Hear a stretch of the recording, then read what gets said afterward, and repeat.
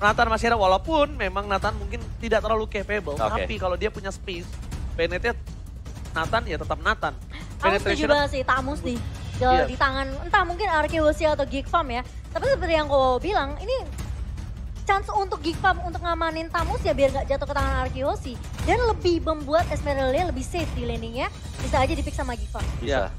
Ini bakal lebih susah lagi buat tim fight-nya. Dan bahkan Esmeralda di arah lane game kita tahu seberapa menyulitkannya. Karena dengan absorb steal dan juga lebih tanky juga Esmeralda. Tapi Masya yang akan dibuang dari Geek Farm ini bener-bener landing mereka nggak mau diacak-acak sama sekali. Ini ya, 2 band terakhir Geek Farm ini ke arah R7. R7, ini udah respect banget ya. Respect is the key. Cuman power dari Arkeosi sendiri adalah kita tahu bagaimana Akai bisa dipakai oleh R7.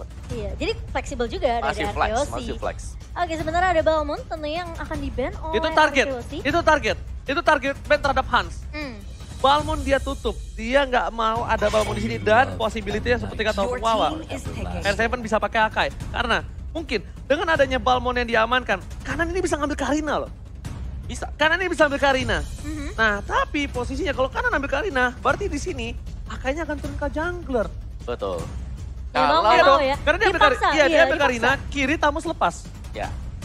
Tamus lepas. Jadi di antara dua pilihan nih, dia mau ambil Karina. Oh, tapi Kagura terlebih dahulu. Oke, Kagura. Simpen ya berarti ya? Oke, disimpan untuk junglernya. Posisi dari Geek Farm karena ini Hans ya, dia punya hero pool yang cukup banyak. Wah, dia seneng banget sebenarnya pakai hero-hero yang banyak. tebal di ada depan. Assassin juga bisa loh, Hayabusa pernah. Benar. Apalagi sekarang Link lagi bener-bener kayak ditekuk kakinya. Udah kayak sulit banget untuk bermain Link di liga-liga profesional. Ya, tapi Link masih direspek sih untuk Geek Farm ya.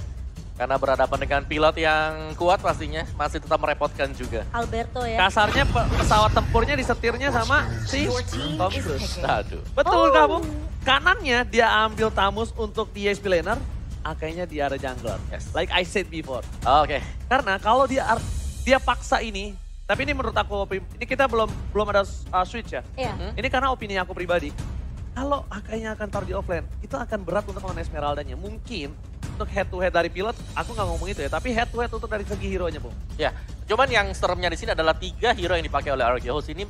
Mereka ada di garis depan. Weakness point-nya nih, yang bakal lincer nanti. Jadi benar-benar bakal mengandalkan gold laner untuk Geek Farm. Tapi kita boleh lihat strat kontrolnya. Berapa banyak yang harus memaksakan dari seorang one-one itu menggunakan Hills of Flower. Oke. Dan itu dia Karina. Yang sudah ditebak-tebak tentunya. Ya. Yang akan menjadi jungler untuk Geek Farm. Dan Karina menurut kesini adalah Karina tank. Karina tank ini. Dia nggak bisa langsung ke dash in, tumbangin satu yang tebel seperti Akai, Tamus, Kufra. Iya. Kecuali memang muter belakang dapat Iptapik dan Cloud. Tapi kita udah melihat case-nya. Di mana Karina muter belakang di MDL ya. Itu gagal. Lawan Takito. Benar. Karena makanya ketika Balmond ditumbangin, ini menurut aku akan ada perebutan Karina. Karena ini Balmond itu sangat menentu banget membuat Karina bebas.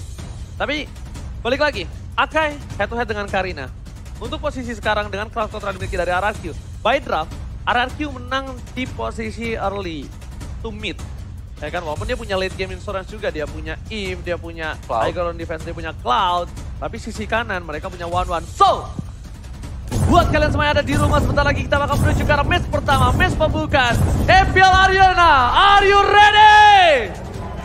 Gak kedengaran, are you ready? Oke, kalau gitu setelah kita menuju ke arah Land of Dawn, match pertama RRQ versus Geek Farm. Wow, ini dia yang sangat amat seru ya, karena Geek Farm tentunya mereka tampil dengan roster yang berbeda. Kejutan yang akan dibawakan dari Geek Farm sendiri ini menjadi kunci yang harusnya bisa dimaksimalkan sama Geek Farm untuk mendapatkan kemenangan mereka. Yes. Selama berapa season? 5 season berturut-turut mereka belum bisa menangin match sama RKOC. 5 match terakhir. 5 match terakhir. 2,5 tahun. 2,5 tahun ya. Yes. Oh, tapi Baluski dengan Iron Hook-nya belum bisa menculik ke arah seorang Skylar kali ini. Sementara di area atasnya ini Cadira yang bakal di babysit sepertinya sama seorang Baluski. Sama satu hal sih, aku penasaran untuk mic check setelah game match ini selesai. komunikasinya apakah ada barrier language, ya kan? Karena ini Iya, kan iya. salah satu tim yang membuktikan kalau komunikasi itu sebenarnya bukan menjadi masalah adalah Onyx di season yang ketiga. Betul. Mendominate sampai MSC. Ya, Ya waktu dong. ada... Iya. Kalau kita boleh bahas tentang barrier language, ya salah satu tim yang pernah menembuskan sejarah ya Onyx. Dengan posisinya yang ya ternyata sebuah komunikasi itu bukan sebuah masalah ya, perbedaan bahasa. Iya benar barrier language, tapi kali ini di area mid-nya, Finn terpaksa harus menggunakan flicker. Keluar dari jeratan Baloyski dan juga Alzora mencoba untuk memberikan poke damage di area mid-nya. Sementara Clay bakal coba untuk lebih kalem terlebih dahulu, meng-clear minion secepat mungkin sembari menunggu ganking yang akan dilakukan oleh Geekfam kali di area atasnya. Skylar masih bisa untuk menjaga posisi tentunya. Cukup aman dari Skylar karena posisinya minionnya masih ada satu nih. Yes, benar. Tapi satu hal, ketika tadi ada invite di atas dan tidak berhasil mendapatkan Skylar, tandanya mereka akan rugi ketika adanya turtle fight. Sword skill yang sudah banyak dikeluarkan oleh tim Geekfam akan ketertinggalan dan bahkan harus recall dulu untuk menuju ke arah turtle. Lihat, Geekfam kali ini mereka kehilangan turtle pertama dengan free. Tidak ada contest, tidak ada kesenggolan dan bahkan di arah soft lane sana Skylar. Akankah still survive? Skylar still survive. Gak ada weakness point yang sembuhkan dari dalam. Oh my god! Oh my god, flicker from Baloyski. First blood di APL season yang ke-10 ternyata diambil oleh pemain Filipina, Baloyski. Iya itu nice follow up dari Baloyski tadi. Karena kalau gak ada dia pastinya dia gak bisa dapetin ini juga untuk first blood. Karena mereka harus bisa menukarkan objektif turtle tadi. Iya. Dengan satu objektif yang lain, yaitu di gold lane. Jadi ini bener-bener nge-cover ke arah dari Kadira. Iya, Kadiranya belum tumbang meskipun sudah terkena poke damage juga tadi dicicil dengan legend 2 dari seorang Skylar. Tapi dengan first blood yang jatuh ke tangan seorang Baloyski, ini Arkeho sih mereka harus membuat space yang lebih banyak lagi untuk Skylar dari segi farmingan. Karena akan sedikit tertinggal dari seorang Kadira yang tadi memang juga udah recall ya. Yes. Sementara dari area atasnya, Finn sepertinya akan bergerak lebih agresif untuk membabysit seorang Skylar. Sembari kita melihat kali ini pemain dari Arkeho sih mereka masih cukup ya bisa jaga tempo permainannya sih. Perbedaan waktu tidak terlalu jauh. Meskipun mereka sudah mendapatkan turtle-nya yang pertama, tapi turtle kedua yang akan kita lihat tentunya apakah teamfight akan dibuka di sini. Karena sekarang udah mulai join teamfight-nya. Yes, bisa-bisanya loh dia yang ngamanin Little Wonder tadi. Tapi kita di sini dari segi emblemnya Opung Wawa, silakan. Yes, dari emblemnya sendiri juga masih ada movement speed ya pastinya buat semuanya. Tapi aku pengen lihat dari Akai sih, Demon Slayer. Oke, dia masih ada battle cooldown reduction. Jadi dari untuk perang Retribution ini seharusnya masih bakal dimenangkan nantinya oleh Akai. Oh, oke. Gak ada yang lihat Win di depan sana Tyrant Rage-nya. Tapi kayaknya posisi dari tim Geekfam mereka sudah melakukan cutting posisi di arah bottom. Dia benar-benar mau set up untuk melakukan satu buah fight di arah turtle. Tapi ternyata R7 nampaknya di posisi purple buff akan memaksakan Hans untuk menggunakan retribution-nya. Yes, retribution digunakan ketika turtle udah muncul. Ini tandanya akan menjadi free. Dan problemnya adalah kalau free kayak gini, Skylar yang harus berhati-hati. Skylar harus mundur, harus aware. Dan P di depan sana akan terperangkap dan harus ditumbangkan. Crossbow of Tank kali ini belum dikeluarkan, bahkan berhasil mendapatkan pin. Kalau pin yang tumbang dan turtle slain by Samsung Galaxy AC diamankan Arkeoshi, itu masih diuntungkan Arkeoshi. Iya, Karena pin. tapi secara masih ada pertukaran yang dilakukan oleh Geekfam sendiri. Jadi mereka nggak rugi-rugi banget juga. Dan Kadira tadi yang dapetin poin kill-nya. Iya. Jadi dia masih akan jauh lebih fat. Tapi Baloyski langsung menculik ke arah seorang Clay. Masih punya sprint, masih bisa survive dari seorang Clay. Padahal Iron Hook-nya sudah connect tadi dari seorang Baloyski. Yes, Clay kali ini still survive. Tapi lihat flicker yang dikeluarkan oleh seorang Baloyski. Benar-benar menjadi sebuah impact. Dan kalau misalnya aku boleh lihat, ini dari item game. Di mana seorang Skylar, dia benar-benar defensif banget dengan item yang dia miliki. Tapi di sisi sebaliknya, bahkan dari Tamus, dia pengen ofensif dengan adanya dominance ice yang akan dimiliki dari seorang Luke. Mungkin ada life drain, tapi untuk damage dia nggak bisa nahan sekuat itu. Iya, dia bakal jadi tahan badan di area depan sih. Pengen mention sebenarnya dari Karina sih. Dimana berarti dia harus masuk benar-benar mengandalkan rekan-rekannya terlebih dahulu. Dia nggak bisa opening sama sekali karena dengan full item damage pasti dia tipis banget. Iya, Yes, dia benar bakal banget. jadi eksekutor mungkin. Betul. Atau hanya ngepok aja dari awal. Dia bakal incer targeting kalau menurut aku. Dia Iya. kan targeting entah ini mungkin karakter atau Clay. Skylar. Pasti dua itu, nggak ada lagi siapapun. Dan Gak lihat, bisa soalnya. lalu Rest belum dikeluarkan. Langsung ada satu memplot di hadikan soal seorang Alpha tebak real world manipulation. Baloyski. Menutup permainan, lihat Skylar. Dia tahu, sini posisinya tidak cukup baik. Crossbow of Tank belum dikeluarkan. Sadera, aku nggak tahu kenapa. Sadera ini emang oke, dia punya trigger disiplin yang bagus untuk dari segi Crossbow of Tank. Tapi balik lagi, terlalu menahan, itu juga tidak cukup baik. Ngerti gak, Bu? Mereka kayak, dia agak kayak ragu buat team fight-nya. Ya kayak soft skill-nya ditahan oke, trigger disiplin, tapi jangan terlalu ditahan. Bahkan dia tidak mengeluarkan impact sama sekali dan itu lumayan sayang. Kalau yang kayak gini-gini trigger disiplin oke. Kalau tadi nggak ada yang tahu dia bisa sekaratin siapapun. Iya, tapi kalau kita melihat di sini macro play dari Geek Farm ini benar-benar jalan juga loh. Iya. Meskipun mereka ke pressure, turret mereka juga harus hilang, tapi mereka masih sanggup untuk mengimbangi dan sisi pendapatan gol. Oke, tapi R7 mengganggu seorang Alzura. Mundur ke arah belakang. Memberikan space untuk seorang Albert. Tapi lihat Esmeralda still di bottom lane.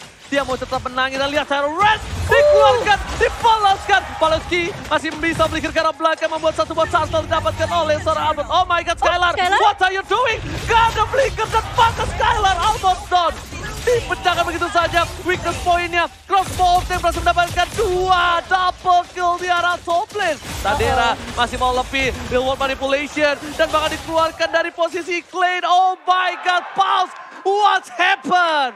Wow, Geek Farm yang dimana mereka melihat chance ketika Skylar-nya maju dengan satu buah flicker tentunya. Flickernya kejedot tadi. Iya, dia kena tembok tapi masalahnya Baloski malah memanfaatkan hal tersebut. Ditarik. Iron Hook, masih ada Bloody Hand, langsung tumbang Skylar-nya. Itu posisinya tim fight-nya di area turret. Ya, dan aku bisa melihat di sini ada sinergi antara Kadira dan juga Balowiski ya. Yes, benar. Ini cover-covernya bener-bener cepat dan mereka udah saling paham satu sama lain. Dan bahkan kalau bisa kita lihat ya, ini adalah salah satu permainan Geek Farm yang cukup kuat melawan RRQ. Ingat yang dia lawan ini adalah RRQ OC. Iya. Sang juara di season sebelumnya. Tapi ya, aku bisa bilang ini terlihat tenang banget buat Geek Farm. Beda banget ini. Beda banget gameplay mereka. Panik sama Gak ada sekali. panik-paniknya sama sekali. Mereka tetap tenang untuk mengeksekusi stratnya. Berarti tandanya tips Retri nggak Indomaret pakai JBL Quantum pas main selesai benar. Biar tahu kedengeran suara Lordnya sekarat atau enggak. Yoi. Jadi Retrinya nggak nggak sabun. Nggak kaleng-kaleng. Nggak kaleng-kaleng. Tapi kita bahas lagi balik ya. Oke. RRQ OC di 5 game berturut-turut dominasi. Dan bahkan kita sempat lihat di season keberapa itu Geek Farm ditumbangkan di menit ke-10, menit 11. Tapi kali ini berbeda. Naik sepeda lelah mengayuh. Pergi keliling ke kota Samarinda. Menangkan match 1 MPL season 10 agar bisa kembali meraih juara. Bakalan. Cakep. Oh berarti ini fans RRQ, harus RRQ Kingdom. RRQ Kingdom. Oh, bismillah, back to back champion. RRQ Kingdom. Wah, luar biasa ya. Tapi ya kalau kita mau bahas sedikit ya match yang tadi. Geek Farm bener-bener kayak mereka malah tinggal nunggu aja sih momentum yang pas. Mereka mancing loh. Iya. Ibarat mereka oke, kita gagal dapetin turtle-nya. Kita cari objektif lain yuk. Iya. Dan mereka ke goal. Selalu bisa dapetin entah itu mungkin ke arah Skylar, kayak tadi Vinnya juga tumbang. Jadi mereka nggak rugi-rugi banget meskipun mereka nggak dapetin turtle objektif. Mereka tahu mungkin dengan tidak adanya retribution juga kan dari seorang Hans. Mereka paksa di sisi lainnya. Mereka benar-benar nge-shutdown seorang Skylar kali ini. Tapi Clay pun mau tidak mau 4 pemain dari RRQ Hoshi harus tumbang, Oji. Alright, 4 pemain ini bukan hal yang sulit banget tampaknya. Bukan hal yang baik karena ini hal tersulit yang dimiliki dari RRQ Hoshi ketika melawan Geek Farm. Kayaknya kalau menurut aku pribadi lihat Hans depan sana. Oloyski memberikan zoning out terhadap para pemain dari tim RRQ Hoshi. Bahkan turret jarak mid dari RRQ Hoshi yang selalu dijaga dengan keras. Setiap matchnya dipecahkan di menit yang ke-7. Gila sih. Ini aku merasa dengan kehadirannya Baloski ya.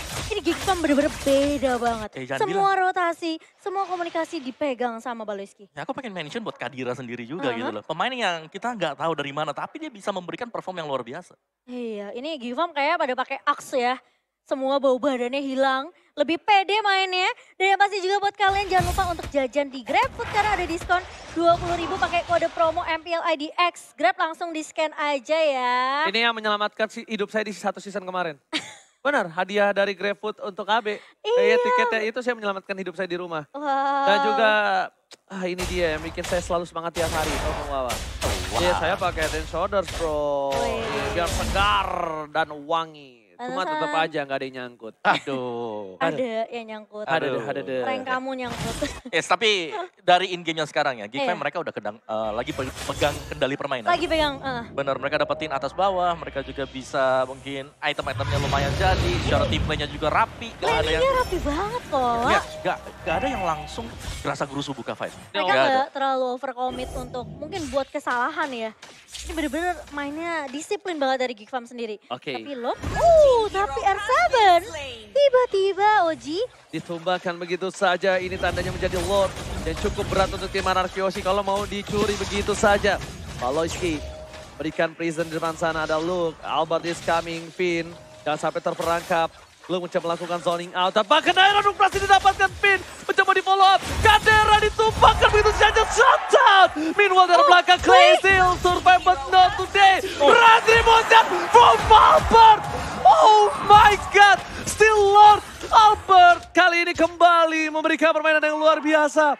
Anarkyoshi di under condition dan Lord kali ini berhasil mendapatkan one shutdown. What happened? Itu ya, si Albert cuma jalan aja, pencet retri balik. Misi lewat Iya, doang permisi. ya. Lewat doang, lagi-lagi retribusi yang on point. Dari seorang Albert kali ini. Membuat Anarkyoshi setidaknya sekarang bisa nafas lagi. Ini Valoisky reset nyebelin lagi. banget sih. Ngeselin banget Ini loh. Valoisky nyebelin banget sih, lihat Lito Wonder berkali-kali diamanin sama dia loh. Iya. Ini Dia- bener-bener kayak dia salah satu orang pengganggu ini. Nyebelin sih. Aku nggak sih merasa kayak dengan kehadiran Valoisky ini jadi ketakutan juga untuk Anarkyoshi karena mereka harus mulai berhati-hati untuk segi rotasi ke area lininya. Tapi Lord yang mulai masuk di area atas dan dari itemnya nih Kowawa. Kita Yes. ngeliat dengan adanya satu buah curse helmet untuk seorang Finn dan juga Demon's Ice tentunya. Yes, ini dari Clay sendiri juga dia masih punya item-item support ya. Belum ada damage-nya jadi masih bakal bergantung untuk Skylar. Tapi Elzura bakal coba dikejar Skylar langsung. Menangkap ke arah seorang Elzura dan Valoisky kali ini di posisi yang kurang baik. Udah low banget. Hans masih bersembunyi dan bahkan Clay yang akan tertangkap. Tapi di sisi lain, Kadera pun tumbang di tangan pemain-main Anarkyoshi dan Luke. Mau tidak tahu mau akan menjaga dari area mid. Tapi R7 tidak kenal takut tentunya Oji. Enggak. Ini salah satu trigger disiplin yang sangat kita lihat tadi di depan sana.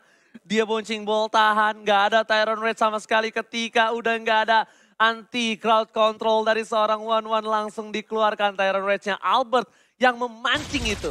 Jadi bukan karena full pranya, tapi Albert ketika dia masuk dengan anti crowd control langsung Tyrant Rage keluar. Oke, dan ini masih harus reset pastinya buat Geek Farm sendiri setelah kesalahan kecil sebenarnya tadi mereka harus memberikan Lord-nya. Dan itulah kenapa kita harus berhati-hati ketika sedang melakukan Lord. Iya.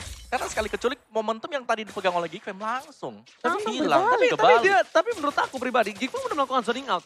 Tapi mereka nggak ada yang expect kalau misalnya Albert masih berani untuk melakukan kontes ketika dia sendiri. Bedanya itu, Albert sendiri loh masuk ke sana. Iya, dia 1 melawan 4 ya. Di area lo tadi. Temennya udah di zoning, ditumbangin, ya kan? Dia tetap berani. Gak ada Iya. R7, gak ada badannya.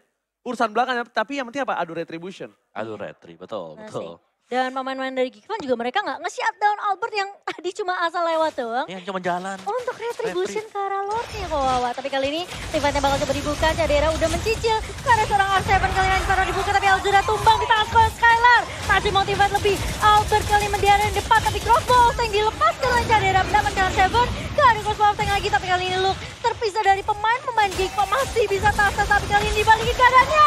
Albert dengan heavy spin melak satu pemain. Dan Skylar langsung membawa dengan cukup baik. Oh my, kali ini Skylar berhasil melakukan gocekan Hans. Gak boleh pulang, bakal coba dikejar oleh seorang Albert. Tapi nampaknya kali ini pertukaran cukup adil, 2 untuk 2 yang tersisa. Dan untungnya berpemain dari tim Geek Farm ada seorang Cadera yang benar-benar masih bisa melakukan push terhadap pemain tim Anarkyoshi. Skylar almost ditumbangin, tapi mirror image yang dilakukan benar-benar sangatlah bagus. Dan para pemain dari tim Geek Farm, mereka yang memulai terlebih dahulu untuk melakukan launch. Karena mereka sadar Elzura is coming, Cadera akan memaksa seorang Albert untuk memakai satu buah heavy spinnya. Dan bahkan ini bakal menjadi launch untuk Geek Farm harusnya. Dipaksa satu buah yang overshot, Valoisky is coming, but yes, almost is never enough. Lord yang kedua, Lord sudah kali ini berubah handhand. Yes. Sudah lebih kuat lagi. Bisa nabrak. Bisa charge. Yes, Bisa charge. Dan pergerakan dari Albert yang lagi-lagi pasti udah diwaspadai ya. Sama pemain-pemain dari Geek Farm. Itu langsung dipukul mundur. Ini kalau kita lihat tim fight-nya. Sebenarnya posisi dari Skylar dan juga Albert menggunakan ultimate ini menunggu Cadera udah nggak punya satu crossbow tank. Yes, dan yang tadi aku suka dari gameplay Skylar adalah dia paksa dulu ke belakang. Flicker, ya kan? Dikira sama Cadera itu mau muju ke bawah. Tapi dia mirror image di belakang. Dan lihat Iron Hook dan Seven. Kali ini membuka satu buah weakness point enemy kira tim Sadera. Kali ini berhasil mendapatkan satu buah turret. Masih mau lebih. Poloiski coba untuk mengekes siapapun yang akan didapatkan. Jangan sampai dari seorang Skylord! Skylord! Aron mancing Maria mantap dari seorang Poloiski. Kali ini benar-benar memberikan permainan yang luar biasa. Mencoba membalikan menuju ke arah top lane. Best turret dari Araki yang akan dipecahkan di arah top lane. Satu best turret pertama Finn. What are you doing? Finn, immortality-nya pecah. Lakukan Sonic Asire Race dapat 2 no follow-up damage. Real world manipulation. Dan bahkan Araki Ozzy Albert. Oke, mencoba menyelamatkan dan Irono. Poloiski membuat Geekfam mendominasi. Dan game pertama diamankan Geekfam. Geekfam kali ini berhasil mendapatkan game pertama mereka.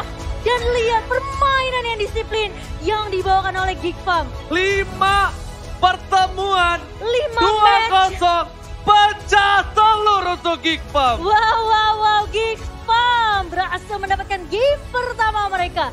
RRQ Hoshi yang bisa dibilang mereka hampir aja dapetin momentum baliknya, dibalikin lagi sama Geekfam. Apakah ini namanya Poloiski Effect? Poloiski Effect untuk Geekfam. Oh, Tenang. my God. Match masih panjang. Match masih panjang, panjang. tapi ini pecah telur pertama, Pung. Iya Ini sih. sesuatu yang berharga untuk Geekfam harusnya. Karena kalau kita lihat permainan mereka stabil banget. Mereka nggak kepancing. Mereka tenang waktu banget. mungkin waktu Lordnya ke snatch tadi, keambil misalnya oleh Arki Hoshi. Mereka masih di defense.